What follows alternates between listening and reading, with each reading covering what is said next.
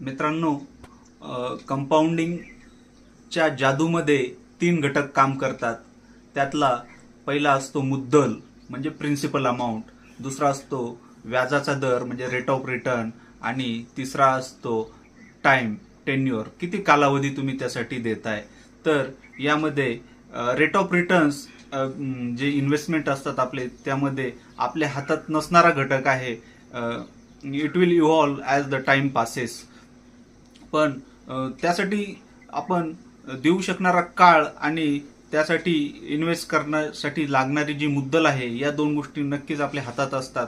परंतु कधी कधी सुरुवातीच्या काळामध्ये जेव्हा आपण नोकरी किंवा व्यवसायामध्ये नवीन असतो, आपल्याकडं उपलब्ध असणारं भांडवल हे अतिशय मर्यादित असतं आणि आपण नाराज होतो. पण मित्रांनो, ही खरं म्हणजे नाराज होण्याची गोष्ट नाही. मी तर म्हणेन, सुरुवातीच्या काळामध्ये तुमच्याकडे असणारं कमी भांडवल हे म्हणजे तुमच्यासाठी खरं तर वरदान असतं. कारण तुमचे सर्व्हायव्हलचे चान्सेस कमी भांडवलामुळं जास्तीचे असतात.